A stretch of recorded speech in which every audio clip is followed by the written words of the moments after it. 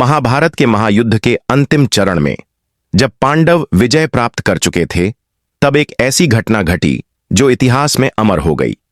यह कथा है गुरु द्रोणाचार्य के पुत्र अश्वत्थामा की, जिसे एक ऐसा श्राप मिला जिसने उसे अनंत काल तक भटकने के लिए विवश कर दिया।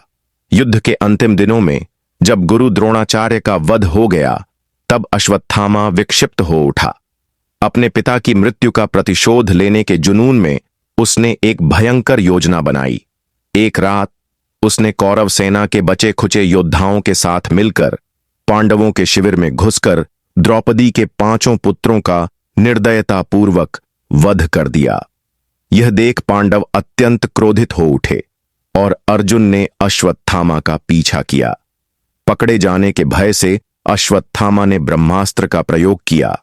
अर्जुन ने भी उसका प्रतिकार करने के लिए ब्रह्मास्त्र छोड़ा, लेकिन महर्षि व्यास ने दोनों को रोक दिया।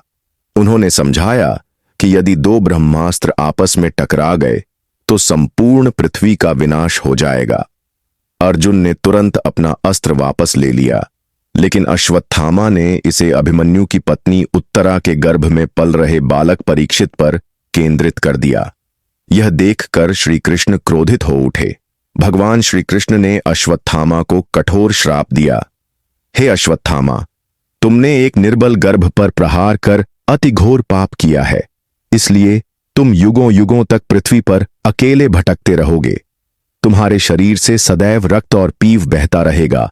तुम कहीं भी शांति नहीं पाओगे और न ही तुम्हें मोक्ष प्राप्त होगा। यह कहकर श्री कृष्ण ने उसके मस्तक से वह मणि निकाल दी जो उसे अमरता प्रदान करती थी। तब से लेकर आज तक अश्वत्थामा इस धरती पर भटक रहा है। ऐसा कहा जाता है कि आज भी वह हिमालय के घने जंगलों में या किसी सुनसान मंदिर में दिखाई देता है। जो भी उसे देखता है, उसकी आंखों में श्राप की पीड़ा स्पष्ट दिखाई देती है। क्या अश्वत्थामा कभी अपने श्राप से मुक्त हो पाएगा? यह प्रश्न आज भी एक रहस्य बना हुआ है। इस कथा से हमें यह सीख मिलती है कि क्रोध और प्रतिशोध की भावना सदा विनाश का कारण बनती है।